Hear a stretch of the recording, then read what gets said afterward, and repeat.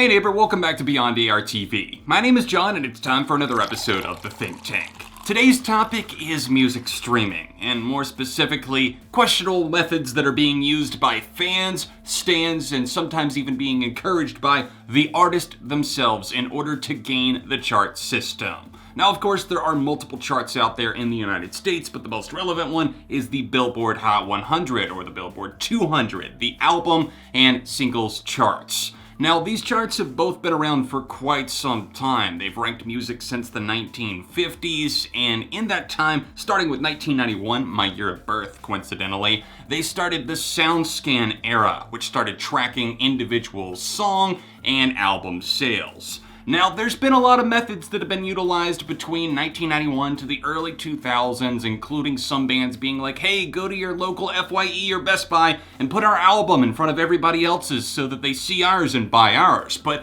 in this era where streaming has taken over and nobody really buys physical products unless you're a collector or if you really want to support the artist, which you probably should, then people are generally streaming. So of course now the sleight of hand is turned over to them. How do we gain this system? These streams are now counting as quote-unquote sales. And those sales, of course, make up who appears on the Hot 100 and who gets the highest position.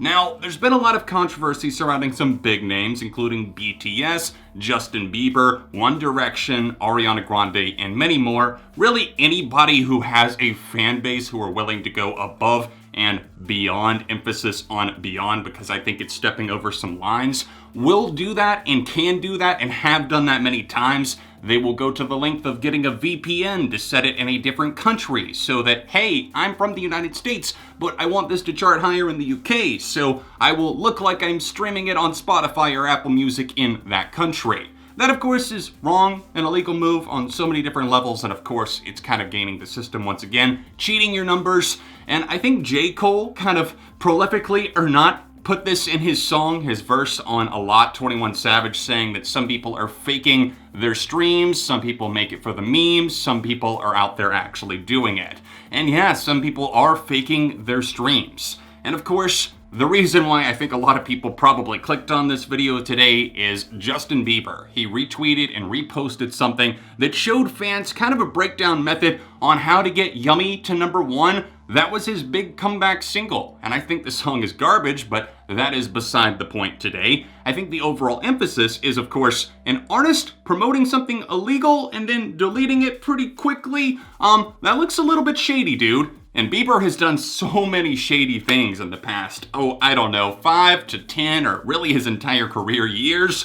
It's questionable at best. And basically, this is just confirming something. It says that yes, the artist and the management team are aware that these tactics help them. And Justin Bieber in particular was so set on getting that #1 single that he went out of his way to not just promote the song on TikTok, YouTube, appearing in David Dobrik's vlog, which I felt was kind of a bad appearance because obviously it was just a PR stunt there. I don't know. But then they went that extra mile by saying, hey fans, guess what? They put this together and I'm just gonna retweet it because yeah, that could help Yummy go #1. And the best part of it all is that it got blocked by The Box. Thank you, Roddy Ricch. I actually think that song kinda low-key slaps. Yes, it's the windshield wiper meme, but of course, beyond that, it's a pretty good song. It's really catchy and the dude knows his way around a hook. It blocked the song from getting to #1. And it would have been an even bigger story. I think Billboard would have had to have done some investigating to look into those streams. They've done that in the past with BTS, like I said.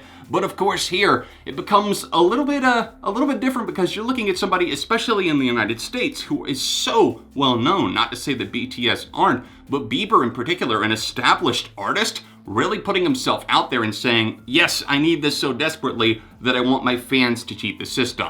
I think there needs to be something in place, more so than just the, oh, well, we're gonna look into it if people are making a big stink and a big fuss about it, like they did with the whole BTS situation, and then they ended up taking away some of those. And then, of course, there was another, I believe, Korean artist that was charting really high in the United States, and it looked out, oh, guess what? Those iTunes purchases were all being faked by people overseas.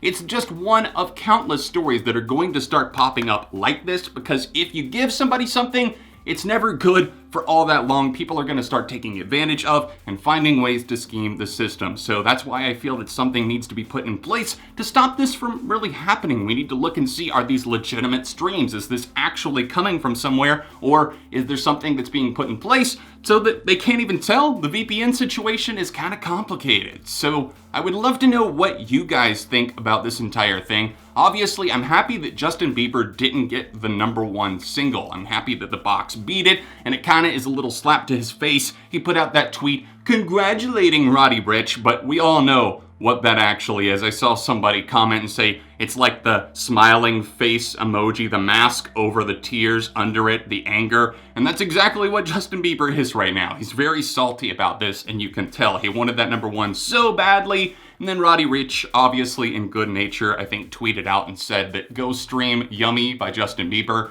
which don't do that. Don't do that. He's already gotten plenty of fake streams, so no need to do that again. I just really hate this whole idea of stan culture going so far, obsessing so much that they're like, hey, leave this on low volume, not mute, because Spotify or Apple Music will know if you've got it muted. You have to leave the volume on a little bit and just leave it looping endlessly, set your VPN to this. It's madness, man. Stan was never meant to be a good term. Yet here we are, 2020, and it continues to spiral down and down into this abyss.